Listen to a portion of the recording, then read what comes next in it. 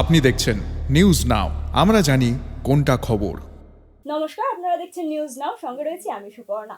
এবং আজকে আমরা যে টপিকটা নিয়ে কথা বলতে আসছি সেটা কিন্তু বর্তমান দিনে আমাদের জন্য একটা অত্যন্ত গুরুত্বপূর্ণ টপিক। আমাদের রোজকার জীবনে এখন বেনিয়ম বা অনিয়মটা একটা ওই ওতপ্রোতভাবে জড়িত হয়ে গেছে। আমরা জানি যে এখন এই কর্মব্যস্ত জীবনে রাতে না খাওয়া বা রাতের পর রাত জেগে থাকা, সারাদিন না খেয়ে থাকা, এই সব কিছু বা বিভিন্ন বিশৃঙ্খলতার জন্য গ্যাস্ট্রিকের সমস্যা কিন্তু একটা বড় সমস্যায় পরিণত হয়েছে। তবে এই বিষয়টাকে আমরা ওই নিউ নর্মাল হিসেবেই ধরে নিয়েছি। কিন্তু এই নিউ নর্মালের চক্করে নিজের শরীর নিয়ে বড় কোনো ঝুঁকি নিয়ে ফেলছেন না তো? অথবা ধরুন প্রতিদিন যে সমস্ত সিমটমসগুলোকে, ধরুন ওই পেটে ব্যথা, মাথা ব্যথা বা হালকা মাথা ঘোরানো, বুকে ব্যথা, এগুলোকে খুব ছোটখাটো সিমটম হিসেবে ছেড়ে দিচ্ছেন, সেগুলোই শরীরে বড় কোনো অসুস্থতার ঝুঁকি নিচ্ছেন না তো? সেই বিষয়ে কথা বলতে আমরা পেয়ে গেছি, এবং এই সব সমস্যার সমাধানের জন্য এবং বেশ কিছু গুরুত্বপূর্ণ তথ্য জেনে নেওয়ার জন্য আমরা কিন্তু আজকে আমাদের সঙ্গে পেয়ে গেছি hepato biliary pancreatic and liver transplant surgeon doctor রূপ গোস্বামী স্যারকে। স্যার, প্রথমে আপনাকে আমরা স্বাগত জানাই আমাদের স্টুডিওতে। আচ্ছা স্যার, ত্রিপুরায় কি প্রথমবার?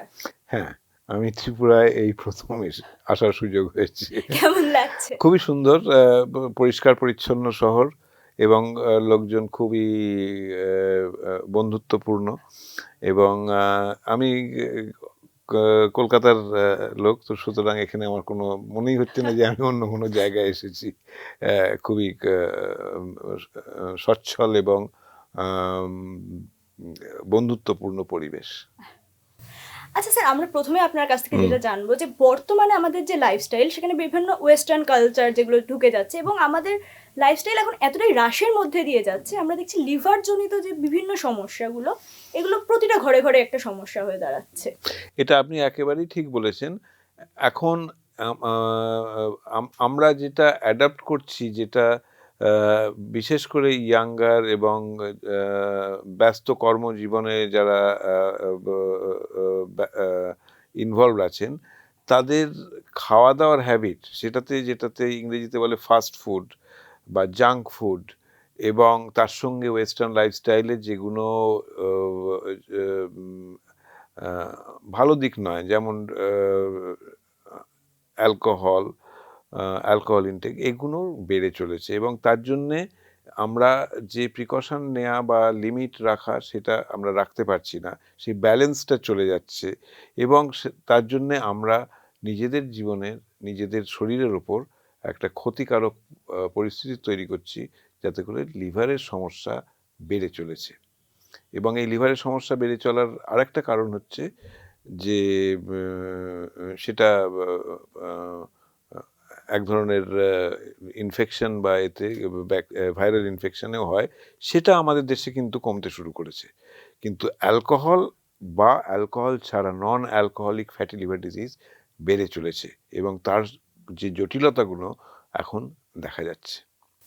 আচ্ছা স্যার, এই জটিলতাগুলো তো আমরা বিভিন্ন ক্ষেত্রে যেটা দেখি এখন, যে গ্যাস্ট্রিকের বিভিন্ন সমস্যা বা লিভারের বিভিন্ন সমস্যা, এগুলোকে অনেকটাই নেগলেক্ট করা হয়, যে হালকা কোনো সিমটম বা কিছু এগুলো, এবং লোকজনের মধ্যে একটা ভীষণভাবে দেখা যায় যে গ্যাসের ওষুধ বা অ্যান্টিসিড এগুলোকে এমনি এমনি খেয়ে নেওয়ার, কোনো রকম ডাক্তার না দেখিয়ে। এই যে বিশেষ করে কিছু ধরনের ওষুধ যেগুলো আমাদের দেশে over the counter without prescription বিক্রি হয়, সেগুলো একেবারেই করা উচিত নয়। যেগুলোর মধ্যে একটা গ্রুপ ওষুধ আছে, যেটা টেকনিক্যাল টার্মে বলে পিপিআই, যার কমন নামগুলো আমি বলতে চাই না এতে। সেই স্ট্রং অ্যান্টি অ্যাসিড প্রডিউসিং ওষুধগুলো, সেগুলো খুব কমনলি ইউজ হয়, লোকে মুড়ি মুরগির মতো খায়, এবং তার জন্যে নানা রকম প্রবলেম হয়। তার একটা প্রবলেম হয় হচ্ছে ইরেগুলার খাওয়ার জন্য রিবাউন্ড অ্যাসিডিটি হয়, এবং তার জন্যে নানা রকম অন্য লং টার্ম প্রবলেম দেখা দেয়, এবং লোকে সেটাকে উপলব্ধি করে না। তারা কিন্তু ওষুধের দোকানে যায়, ওষুধের দোকানে গিয়ে ওই ট্যাবলেটগুলো কিনে খেতে শুরু করে। এখন আমি স্পেসিফিক নাম বলতে চাই না, এগুলোকে জেনারিক নাম হচ্ছে পিপিআই, প্রোটন পাম্প ইনহিবিটার। এর আগে ছিল H2 রিসেপ্টর ইনহিবিটার। সেগুলো গিয়ে এখন প্রোটন পাম্প ইনহিবিটার ভীষণ শক্তিশালী অ্যাসিড নিরোধক ওষুধ। এখন লোকে আর আগে যে অ্যান্টাসিড খেত, সেই অ্যান্টাসিড খাওয়াটা উঠে গেছে। এর কিন্তু অন্য অনেক এফেক্ট আছে, সেই এফেক্টটা না বুঝেই তারা খাচ্ছে, তারা ডাক্তার না দেখিয়েই খাচ্ছে। এগুলো আমরা কিন্তু একেবারেই মনে করি না সঠিক। এই যে হ্যাবিটটা শুরু হয়েছে, এর পার্শ্ব প্রতিক্রিয়া হিসেবে কি এর পার্শ্ব প্রতিক্রিয়া দেখুন, আমাদের এই যে শরীরে যে স্টমাকে যে অ্যাসিড তৈরি হয় তার একটা রোল আছে। আমরা সেটাকে লং টার্ম যদি সেই অ্যাসিড সিক্রেশনটাকে সাপ্রেস করে রাখি, তাহলে তার একটা প্রোটেক্টিভ এফেক্ট আছে, সেই প্রোটেক্টিভ এফেক্টটা চলে যায়। এবং সেখানে কিন্তু কিছু কিছু ক্ষেত্রে দেখা যায় শরীরে বিভিন্ন ধরনের ইনফেকশন কিন্তু দেখা দিতে পারে, এবং যদি কোনো ইনফেকশন হয় সেই ইনফেকশনটা কিন্তু মারাত্মক আকার নিতে পারে। সেই জন্য এই ওষুধগুলো ডাক্তারের প্রেসক্রিপশন ছাড়া, ডাক্তারের সুপারভিশন ছাড়া খাওয়া উচিত নয়।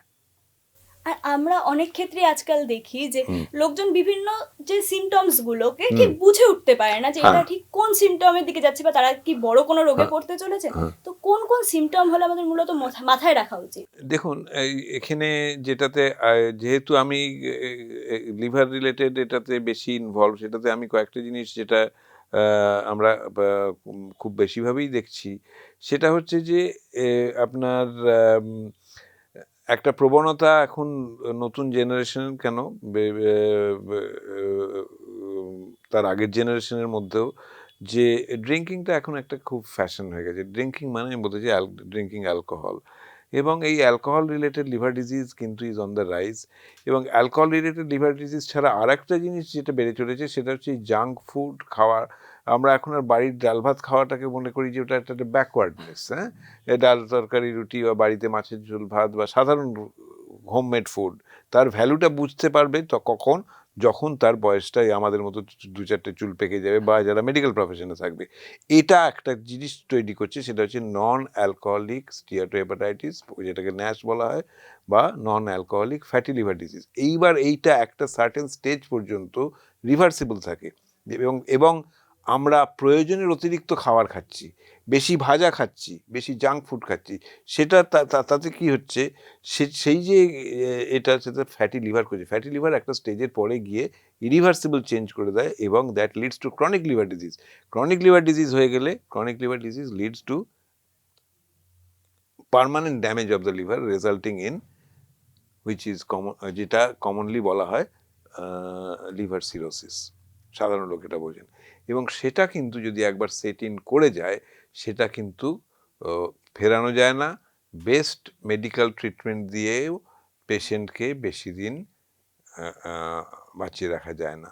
তার জন্যে কিন্তু লিভার প্রতিস্থাপনের দরকার হয়, যেটা আমরা করে থাকি।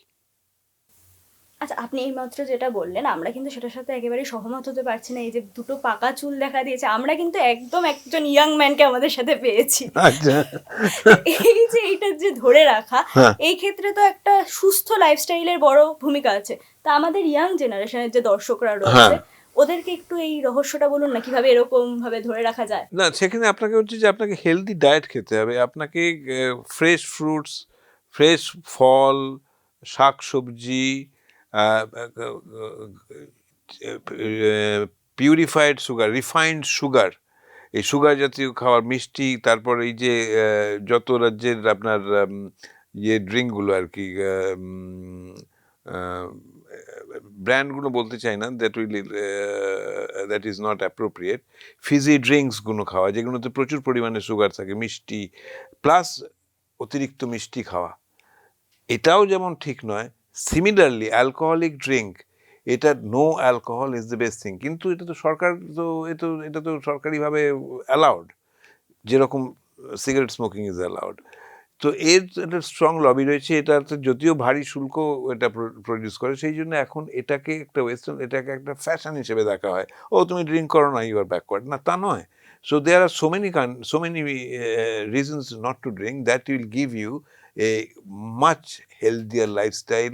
আপনার লিভার ঠিক থাকবে, এবং অ্যালকোহল শুধু লিভার নয়, শরীরের অন্যান্য অঙ্গ প্রত্যঙ্গের উপরেও এ করে, আপনার ডিসিশন মেকিং প্রসেসে অ্যাফেক্ট করবে। আপনার ওই যে নেশাগ্রস্ত হয়ে যাওয়া, সেটাতে বেশ কিছু লোকের, বেশ কিছু পরিবার, বিশেষ করে আমরা দেখেছি যে সমস্ত জায়গাতে মাইনিং বেল্টগুলো যেখানে আছে, যেখানে সেই সমস্ত জায়গায় routinely after 10 years of drinking তাদের ক্রনিক লিভার ডিজিজ হচ্ছে, তারা অল্প বয়সে মারা যাচ্ছে।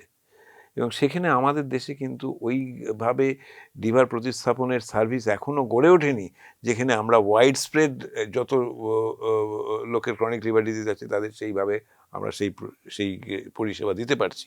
তার দুটো কারণ, একটা হচ্ছে এটা costly, plus all over the world এই লিভার যে অর্গান যে অ্যাভেলেবল অর্গান ডিমান্ডের তুলনায় অনেক শর্টেজ আছে। এবার এর এর যে টেকনিক্যালটার কারিগরি বিষয়টাতে আমরা যাচ্ছি না ওই জটিলতার মধ্যে, কিন্তু এটা টোটালি প্রিভেন্টেবল। এদের লাইফস্টাইলটা যদি কেউ চেঞ্জ করে সেটা কিন্তু এটা এটা early stage of fatty liver is completely reversible, early stage of alcoholic liver disease is completely treatable. It will not lead to এটা আমি ইংরেজিতে বলে ফেলছি, এটা কিন্তু আপনার ইরিভার্সিবল ড্যামেজে যাবে না। সুতরাং যা কিছু করতে হবে সেটা, যেহেতু এটা লিগাল, আপনি বলবেন যে আপনি এখানে এসে বলার কে, আপনি লোকে অন্যরকম কথা বলবে, কিন্তু সব কিছু একটা মাত্রা রেখে করতে হবে। সেই মাত্রাটা কি, যাতে করে আমার নিজের আমি উন্মত্ত হব না, ঠিক আছে? সেখানে সেই যে ব্যালেন্সটা, সেই সামঞ্জস্যটা যদি কেউ বজায় রাখতে পারে তাহলে সে হেলদি থাকবে। Best thing is like don't smoke, don't drink, and eat plenty of fruits and vegetables. Fresh মাছ খান, ফ্রেশ মাছ খাওয়া খুব ভালো। আর মিটের মধ্যে কিওর্ড মিটগুলো, যেগুলো ধরুন মানে প্রসেসড মিট, সেটা থেকে ফ্রেশ মিট খাওয়া ভালো।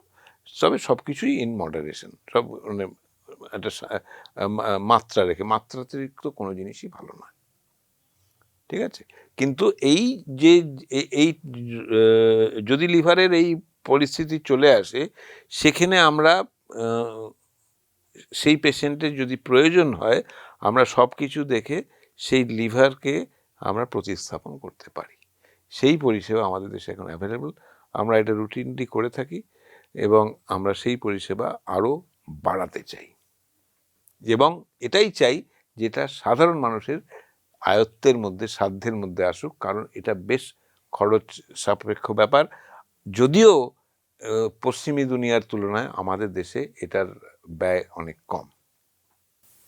আচ্ছা স্যার, আমরা যেটা জানি যে আপনি তো কলকাতার, এবং কলকাতার থেকে বর্তমানে আমরা হায়দ্রাবাদকে জানি, যে লোকজন জানে যে পেটের সমস্যা বা এই ধরনের লিভারের যে কোনো চিকিৎসার জন্য হায়দ্রাবাদ একদম ওই কথায় বলে যেটাকে রাম মন্দির, সেরকম ভাবে বলা যেতে পারে।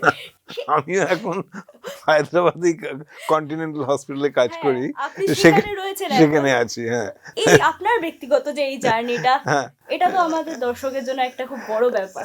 দেখুন, কন্টিনেন্টাল হসপিটালে ওখানে ভালো ইনফ্রাস্ট্রাকচার আছে, ওখানে খুব উৎকৃষ্ট মানের সে পরিষেবা দেওয়া যায়, এবং ওখানে আমাদের যে টিম, আমাদের যে এটা একজনকে দিয়ে হয় না, সেই টিম আমাদের আছে যেখানে আমরা ভালো রেজাল্ট দিতে পারি। We are very happy to serve people over there. হ্যাঁ, খরচ হয়, সেখানে আমরা চেষ্টা করি যতটা খরচটাকে মিনিমাইজ করা যায়। এবারে এই পরিষেবাকে বাড়াতে গেলে অন্যান্য জায়গায় সেখানে আমাদের সচেষ্ট হতে হবে, আমাদের সেই রকম পরিষেবা গড়ে তুলতে হবে। এর বেশি আমার কমেন্ট করা উচিত নয়।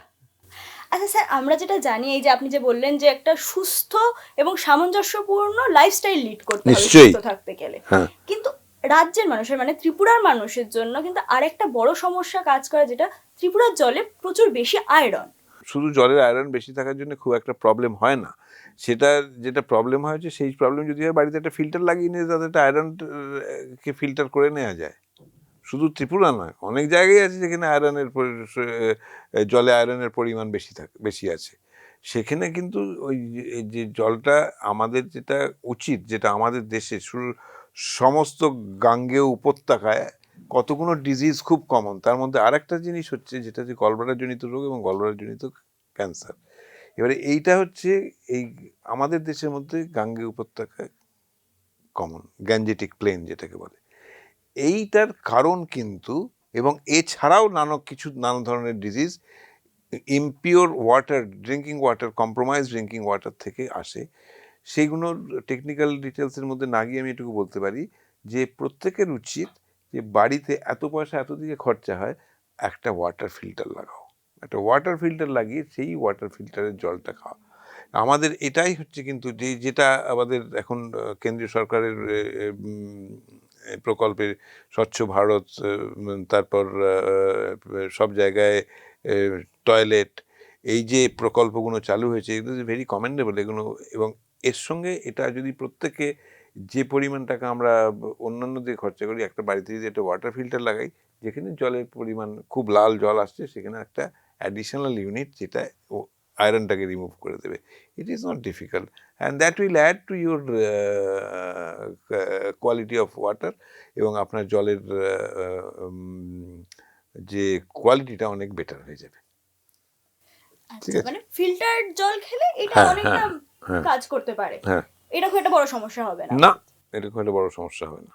আচ্ছা স্যার, আমরা এর যে অন্যান্য আয়রন ওভারলোডের যে সমস্যাটা, সেটা অন্য জিনিস, সেটার মধ্যে আমি যেতে চাইছি না এখন। আমরা যেটা দেখতে পাই যে ছোট যারা বাচ্চা বা ইয়াং জেনারেশন, তাদের মধ্যে মাছ না খাওয়ার একটা খুব প্রবণতা এখন তৈরি হয়েছে, মাছ খেতে চায় না, তাদের কাছে ডিম বা চিকেনটা অনেকটা বেশি সুবিধাজনক এবং মাছ খেতে চাইছে না, বাঙালি মাছ খাওয়া ছেড়ে দিচ্ছে, এরকম একটা কথা কিন্তু রটছে। তো আপনি যেটা বললেন যে ফ্রেশ মাছ খাওয়া খুব ভালো শরীরের পক্ষে, আমরা ফ্যাটি লিভারের ট্রিটমেন্ট করি ফিশ অয়েল দিয়ে, ফিশ অয়েল ক্যাপসুল দিই। তো যে এবার দেখুন, ইংরেজিতে একটা কথা আছে, ফুড হ্যাবিট। আপনি যেটা ছোটবেলা থেকে খাইয়ে মানুষ করবেন, সেটাই সে খেতে শিখবে। তাকে যদি আপনি চিকেন খাওয়ান, ফার্মিং ইন্ডাস্ট্রিতে আনকন্ট্রোলড ইউজ অফ অ্যান্টিবায়োটিক, সেই যে তার থেকে তো এবারে আপনি বলবেন যে মাছও তো পিসিকালচার হচ্ছে, সেখানেও নানা রকম কেমিক্যাল ইত্যাদি ইত্যাদি ইউজ হচ্ছে, তারা সবসময় পরিষ্কার জল খাচ্ছে না। আমি ওটার মধ্যে, এই তর্কের মধ্যে যাব না। আমি বলবো যে fish cooked in a healthy way, fresh fish with the fish মাছের তেল সহকারে খাওয়াটা ইজ ডেফিনেটলি হেলদি। মাছের তেল খাওয়াটা, হ্যাঁ, নিশ্চয়ই। এবং ছোট বাচ্চাদের একদম মানে আর্লি চাইল্ডহুডে high protein diet is very very important, and so তাদের ব্রেনের ডেভেলপমেন্টের জন্য, সার্বিক ডেভেলপমেন্ট, এবং পার্টিকুলারলি প্রথম বছরে ব্রেনের ডেভেলপমেন্টের জন্য। এবং ভেজিটেরিয়ান অ্যান্ড ভেগান দুটোর মধ্যে তফাৎ আছে। ভেজিটেরিয়ান মানে কিন্তু আমরা অ্যানিমাল প্রোটিন খাই, দুধ কিন্তু অ্যানিমাল প্রোটিন, সেটা আমরা কিন্তু উই আর ম্যামালস। আমরা জন্মের পরে বাচ্চা মায়ের মাতৃদুগ্ধ পান করে, আর তারপরে সে গরুর দুধ খায়। কিছু কিছু লোক, কিছু কিছু বাচ্চার একটা প্রবলেম হতে পারে, সেগুলোর মধ্যে না গিয়ে যেটা বলার কথা, যে ডেয়ারি প্রোডাক্টস, যারা ভেজিটেরিয়ান তাদের ডেয়ারি প্রোডাক্টস খাওয়া উচিত। যারা দুধ খেতে চান না, তারা দই খেতে পারেন। দই is a very good probiotic. এবং ওই টিন ফুড, যে ব্র্যান্ডেড টিন ফুড, ওটার মধ্যে না যাওয়াই ভালো, ওগুলো অ্যাভয়েড করে। দেয়ার are so many natural food, এখন দেখবেন সব জায়গায় অর্গানিক চলে আসছে, সেই জিনিসগুলো যেটাতে কোনো রকম কীটনাশক বা অ্যান্টিবায়োটিক ব্যবহার হয় না, সেইভাবে সেগুলো হয়তো ছোটো দেখতে হতে পারে, সেগুলো খাওয়া শরীরের পক্ষে খুব ভালো। আচ্ছা, এই যে টিন ফুডের কথা আপনি বললেন, তবে বর্তমানে অনলাইন অ্যাপস বা যে লাইফস্টাইল, তাতে করে বাচ্চা থেকে দেখা যাচ্ছে বাচ্চাদের মধ্যে চকলেট খাওয়ার যে প্রবণতা, বা এখন তো ওই প্যাকেটজাত খাবারের প্রবণতাটা অনেকটা বেড়েছে। দেখুন, অকেশনালি একটা চকলেট খায় তাতে কিছু নেই, কিন্তু সেই যদি দুবেলা সে সারাদিন শুধু চকলেটই খেতে থাকে, তাহলে সেটা ডেফিনেটলি ইজ নট, তার দাঁতের পক্ষেও ভালো না, তার শরীরের পক্ষেও ভালো না। সে সপ্তাহে এক আধ দিন একটু চকলেট খেলে তাতে কিছু এসে যায় না, কিন্তু সে যদি রেগুলার সকাল বিকেল এতে চকলেট খাচ্ছে, সেটা কিন্তু ঠিক নয়।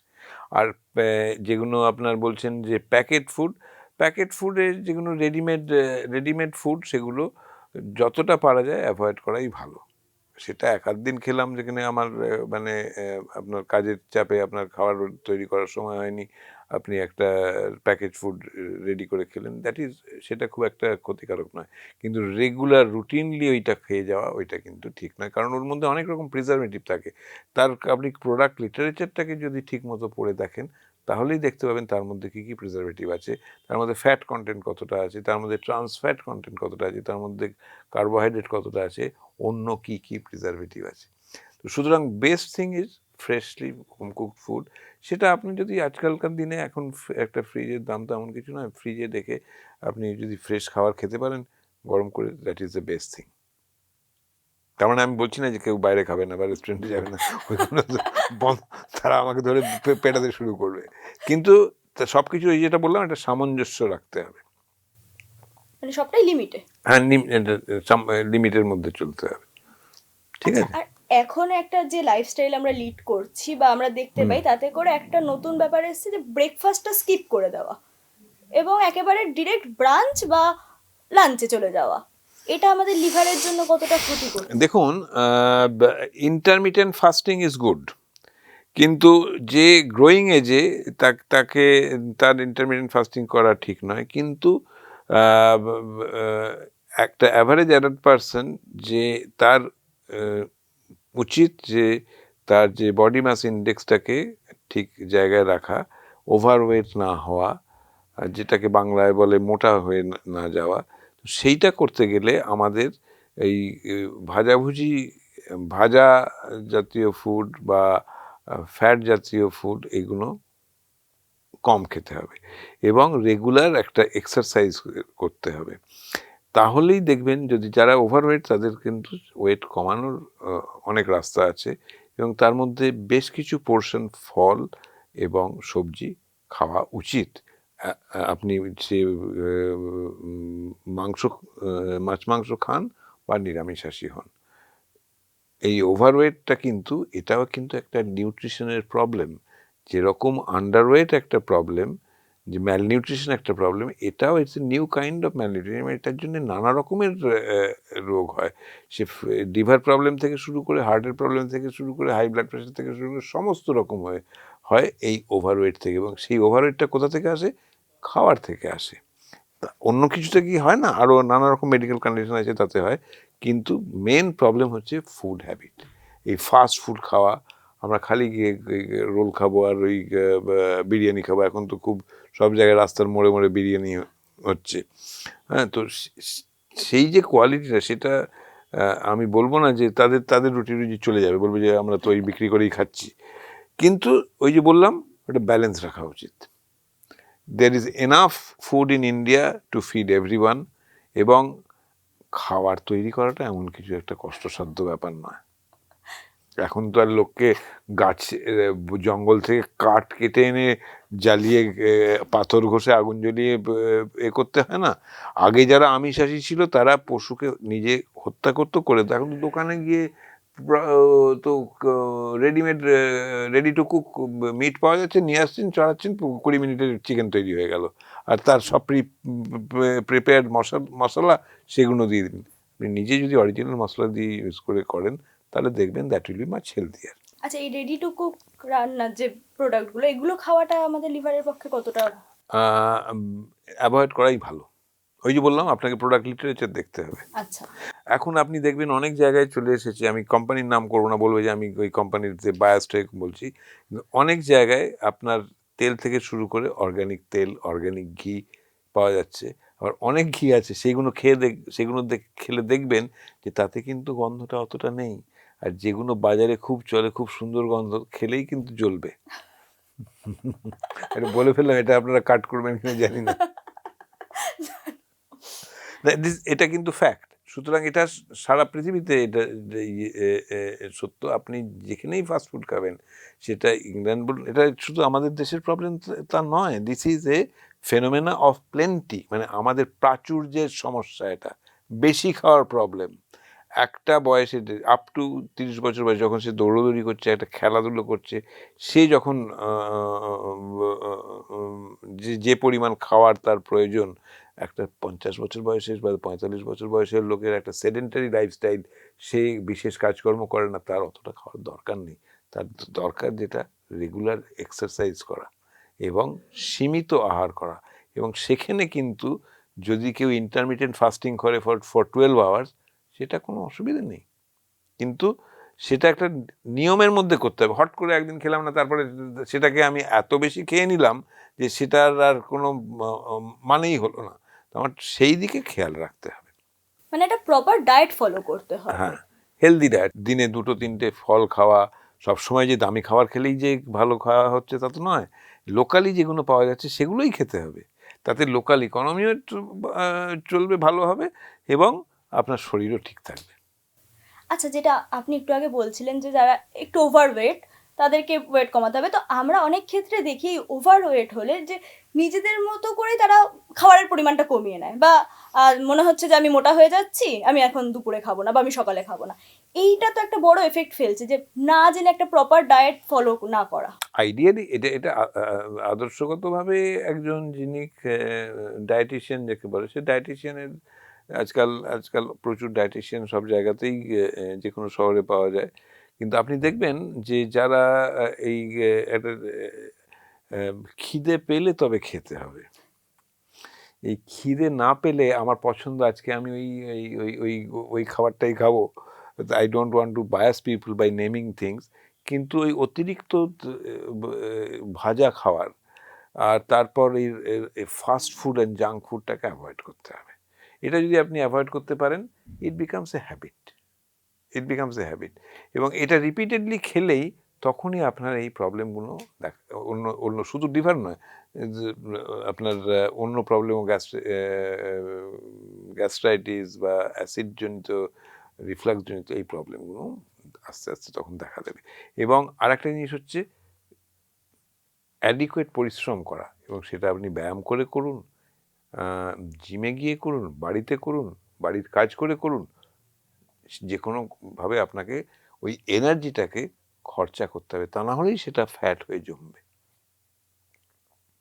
এবং সেখানে সেই একই ক্ষেত্রে প্রযোজ্য, একই কথা সব নিরামিষাশী এবং আমিষাশী উভয়ের ক্ষেত্রেই প্রযোজ্য। আচ্ছা, আমরা যেটা নিয়ে কথা বলছিলাম যে একটা হেলদি লাইফস্টাইল বা একটা ওই সামঞ্জস্যপূর্ণ ডায়েট আপনি বললেন ফলো করতে হবে। আর আমরা অনেক ক্ষেত্রে দেখি লোকজন মানে বিভিন্ন সিমটমসগুলোকে খুব ছোট করে নিয়ে নেয়, যে এটা তো নর্মাল বা ন্যাচারাল, একটুখানি ঠিক জল খেলে ঠিক হয়ে যাবে বা খেলে ঠিক হয়ে যাবে। এখানে দেখুন, এটা সব থেকে একটা জিনিস হচ্ছে যে যদি কতগুলো জিনিস খেয়াল রাখা উচিত সিমটম অনুযায়ী। যে একটা আনএক্সপ্লেন যদি কখনো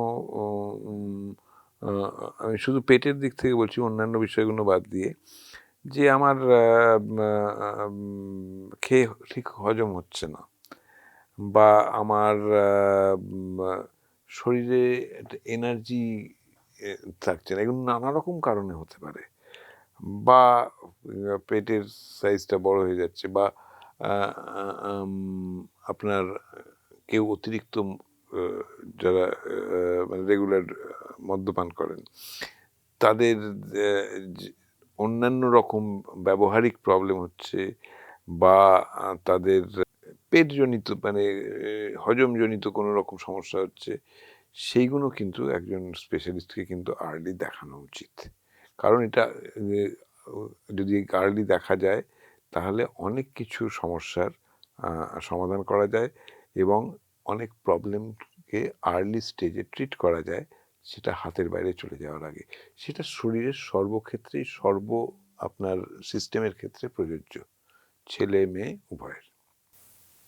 আচ্ছা, আমরা যেটা দেখি এখন অনেক ছোট বয়স থেকেই ফ্যাটি লিভারের সমস্যা দেখা যায়। এটাই ওই যে খাওয়ার যে অতিরিক্ত মিষ্টি এবং অতিরিক্ত জাঙ্ক ফুড খাওয়া, এই জন্যে।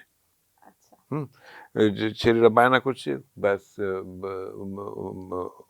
কি বলে ইয়ে থেকে খাবার চলে এলো, 2 মিনিটে রান্না করতে হলো না, খাবার চলে এলো, এবং ও বাচ্চাও জানে আমি ওইটা একবার যদি সে ওই খাবারে অভ্যস্ত হয়ে যায়, এত মানে টেস্ট মেকার দিয়ে তৈরি করা ওই খাবারগুলো, সেই খাবার খেলে আর সে বাড়ির ডাল ভাত মাছের ঝোল খাবে না, সে বলবে খাবো না।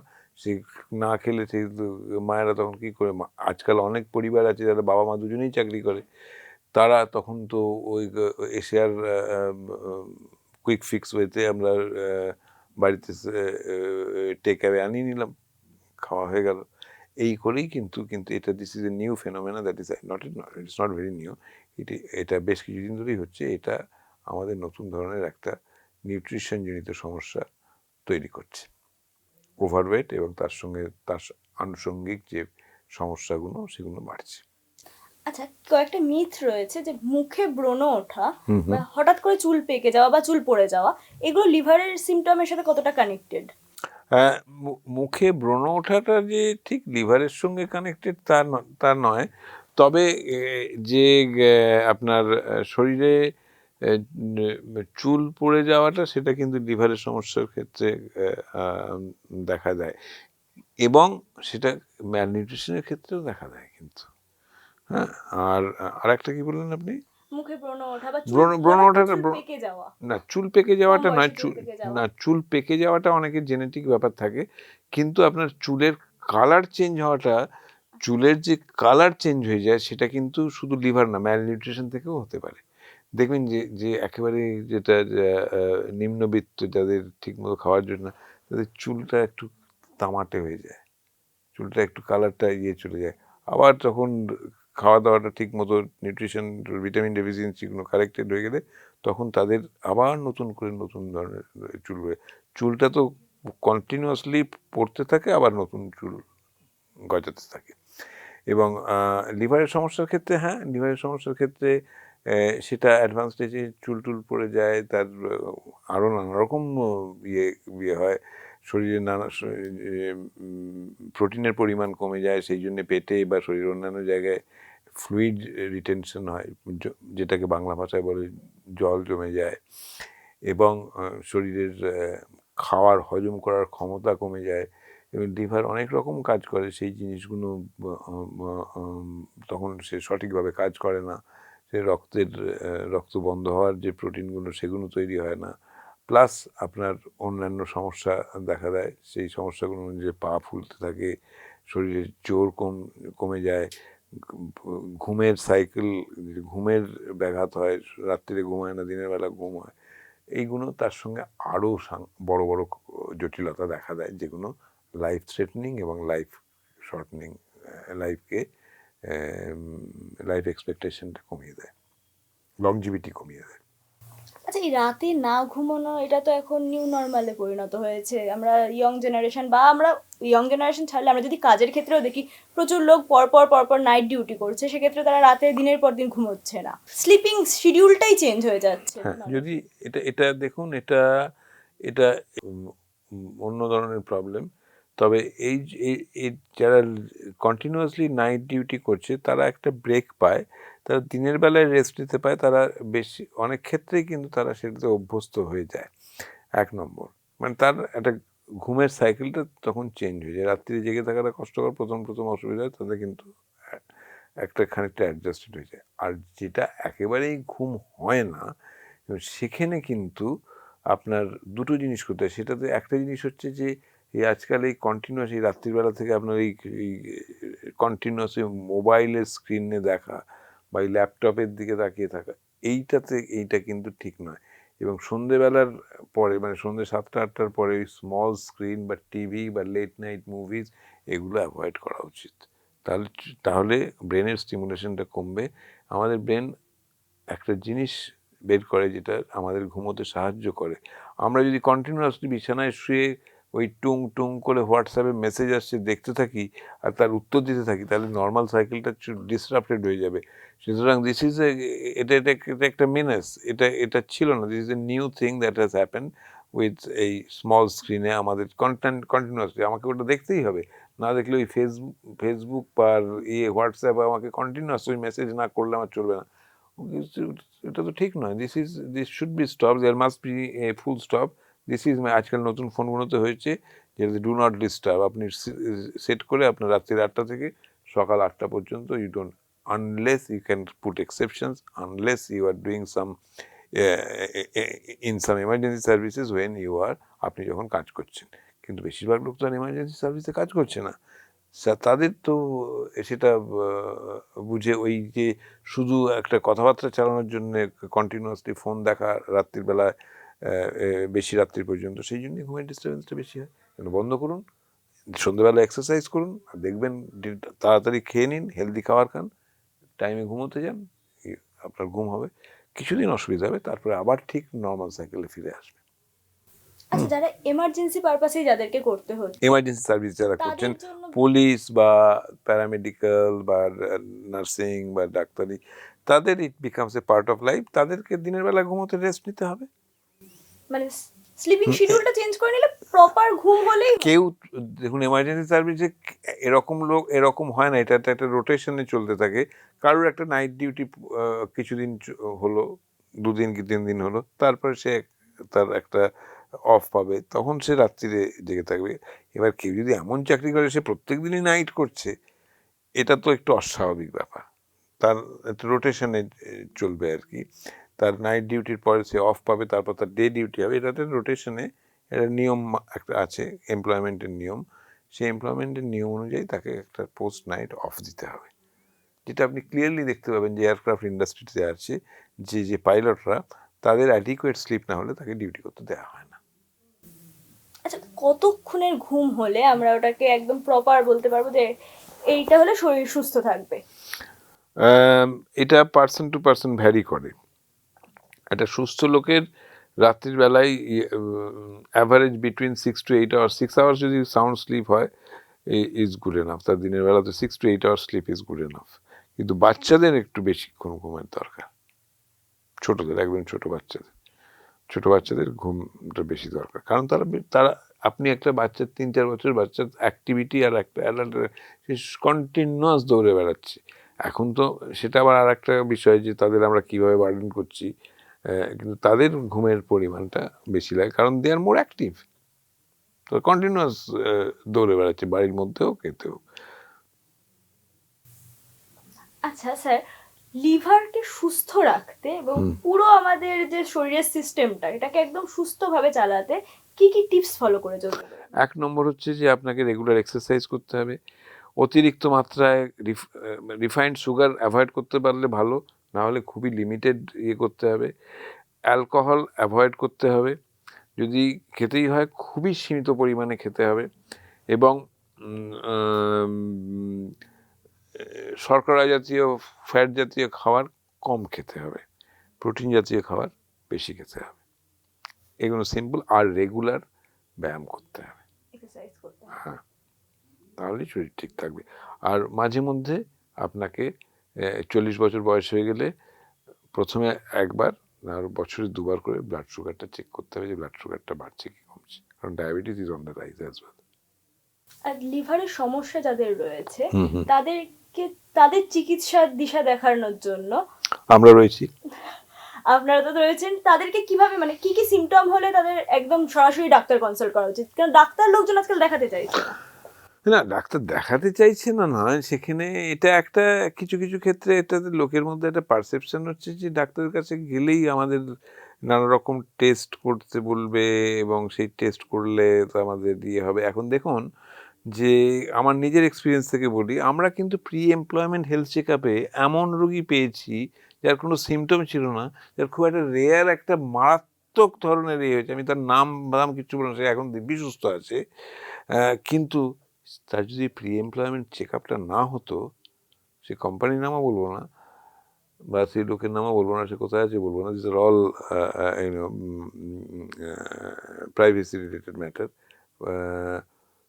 তো সুতরাং আপনার যেটা মনে হবে যে যত টেকনোলজি বাড়ছে, আজকে আপনি একটা একটা একটা মোবাইল টেলিফোন আজকে 10 বছর আগে যে টাকায় পাওয়া যেত, সেটা যতদিন লাস্ট করতো, এখন এমন হয়েছে যে এমন করছে যে কোম্পানিগুলো টু স্টে ইন দ্য বিজনেসে থাকার জন্য, এর জন্য তারা নিত্য নতুন টেকনোলজি বের করছে। এবং এই যত টেকনোলজিক্যাল ইমপ্রুভমেন্ট হচ্ছে, তার সঙ্গে সঙ্গে তার যে এফেক্ট বলবো না, তার ইউটিলাইজেশন মেডিকেল ফিল্ডেও হচ্ছে, এবং সেখানে নিত্য নতুন ওষুধ বেরোচ্ছে, এবং এবং আমাদের সেটার সঙ্গে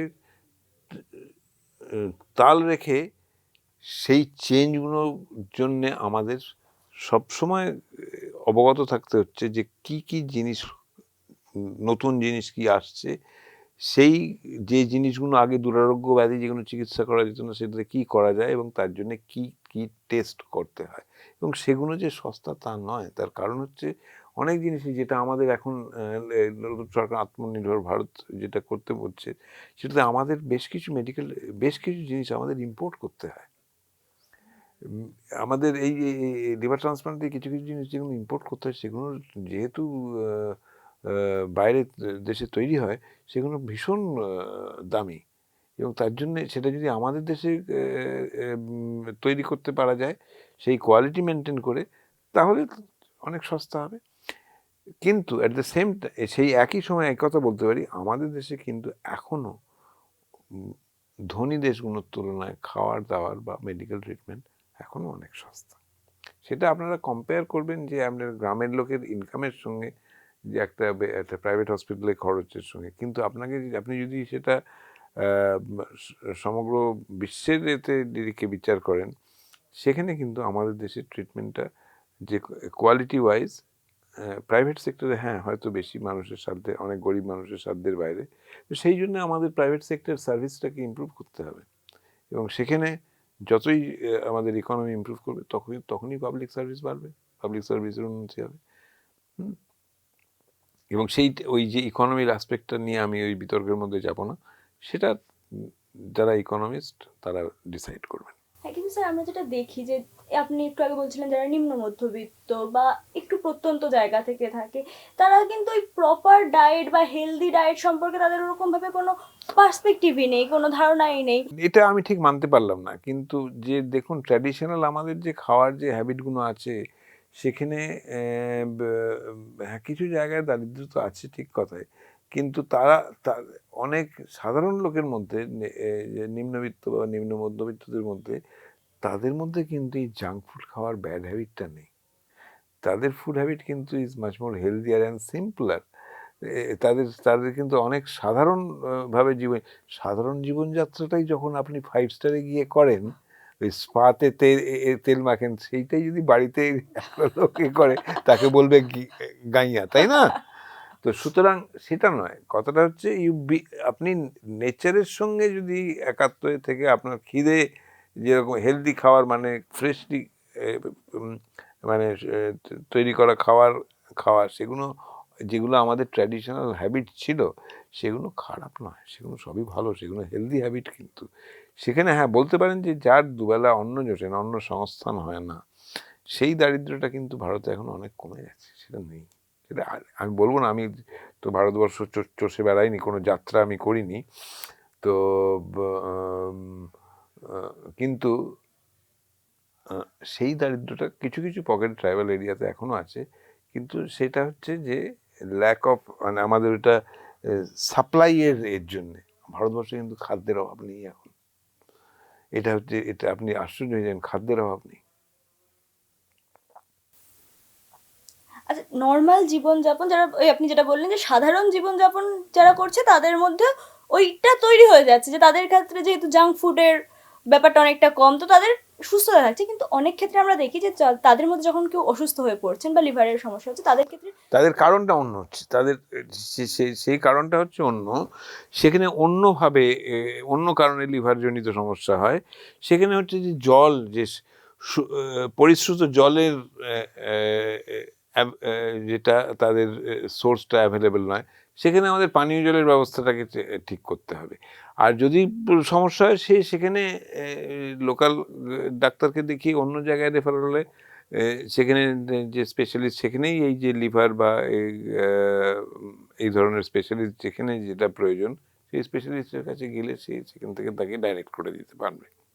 কিন্তু তাদের ক্ষেত্রে তো অনেক সময় এই যে চিকিৎসা পদ্ধতিটা এটা একটু খরচ সাপেক্ষ হয়ে হ্যাঁ যায়, নিশ্চয়ই, হ্যাঁ। এবং তাদের ক্ষেত্রে সরকারি হাসপাতালটাই তাদের জন্য প্রেফারেবল হয়। দেখুন এই সরকারি হাসপাতাল নিয়ে, আমি তো সরকারি হাসপাতালে কাজ করি না, আমি তাদের সমালোচনা করতে পারবো না, তাদের প্রচণ্ড কাজের চাপ আছে। তারা তাদের কাছে যা আছে তার মধ্যে তারা নিশ্চয়ই তাদের ক্ষমতার সম্পূর্ণ ব্যবহার করে সেই পরিষেবা দেওয়ার চেষ্টা করছে। সেটা সমালোচনা করাটা আমার পক্ষে ঠিক হবে না। প্রাইভেট সেক্টরে সেখানে তো সাধারণ মানুষ, সাধারণ নিম্নবিত্তের পক্ষে যদি কারোর ইন্স্যুরেন্স না থাকে তাহলে আয়ত্তের বাইরে। কিন্তু কিছু কিছু জায়গায় সরকারি ক্ষেত্র থেকে এই যারা নিম্নবিত্ত, বিলো পভার্টি লাইনের লোকেদের কিন্তু আর্থিক সাহায্য দেওয়া হয়, যেখানে সেই পরিষেবাটা সরকারি হাসপাতালে উপলব্ধ নয়। তো সেখানে প্রাইভেট সেক্টরে, প্রাইভেট হসপিটালে তারা যদি সেই পরিষেবাটার নিতে চায়, তাহলে সরকারের মাধ্যম দিয়ে তারা আসলে সেই ফান্ডিংটা তারা পেতে পারে। তার জন্য একটু দৌড়দৌড়ি করতে হয়, কিন্তু সেটা সম্ভব। ঠিক আছে। আর এই যেটা বললাম যে যত যত উন্নত হবে তার সঙ্গে উন্নতিটা শুধু অর্থনৈতিক আয়ের উন্নতি, বেশভূষার উন্নতি, ভালো ভালো খাওয়া আর ওই ওয়েস্টার্ন লাইফস্টাইলের নেগেটিভ সাইডগুলো নেওয়া সেটা নয়। সেটা হচ্ছে যে আপনাকে হেলদি লাইফস্টাইল লিড করতে হবে। আপনাকে হেলদি লাইফস্টাইল লিড করতে গেলে ব্যালেন্সড খাবার খেতে হবে, ব্যালেন্স ডায়েট খেতে হবে, রেগুলার এক্সারসাইজ করতে হবে, এবং তার মধ্যে মেন্টাল এক্সারসাইজও করতে হবে। যে নিজের যে চাহিদার বেশি যে কনজিউমারিজম, যেটাকে ইংরেজিতে বলে consumerism is the latest scene. আমার 4টে জামা আছে, আমার আরও 4টে জামা চাই, আমার শীতকালে একরকম চাই, মুখকালে একরকম চাই, আগে তো ছিল না। আমরা প্রয়োজনের থেকে বেশি এই কনজিউমারিজমের জন্যই আজকে অনেক প্রবলেম হচ্ছে। যাকে সেটাতে ডাইগ্রেস করে লাভ নেই, সেই বিষয়ে ওদিকে সমালোচনা করে লাভ নেই। কিন্তু আমাদের কাছে যা পরিষেবা আছে, যা আছে তার মধ্যেই অনেকটা কিছু কিন্তু করা সম্ভব। সেখানে সেই সদিচ্ছাটা সকলের রাখতে হবে। তাহলে এতক্ষণ আমরা যেটা বললাম যে সুস্থ একটা জীবনযাপন করতে হবে এবং একটা প্রপার হেলদি ডায়েটে থাকতে হবে। এবং আপনার শারীরিক সমস্যা হলে ডাক্তারের কাছে যান, এবং সেই ডাক্তার যদি মনে করে আপনার যে অন্য কোনো স্পেশালিস্টের প্রয়োজন, সেখানে সেই পরিষেবা দিতে আমাদের দেশে এখন ব্যাপকভাবে অ্যাভেলেবল, এবং আমি নিজে লিভার স্পেশালিস্ট হিসেবে সেই পরিষেবাকে বাড়ানোর জন্য বদ্ধপরিকর। আপনাদের চ্যানেলে আমাকে আমন্ত্রণ করার জন্য আমি আন্তরিকভাবে আপনাদের কাছে কৃতজ্ঞতা জানাচ্ছি, এবং সমগ্র ত্রিপুরাবাসীকে আমার সশ্রদ্ধ প্রণাম জানাচ্ছি। সবাইকে জানাতে চাই সুস্থ থাকুন, সুস্থ জীবনযাপন করুন এবং দেখতে থাকুন নিউজ নাও। আপনি দেখছেন নিউজ নাও, আমরা জানি কোনটা খবর।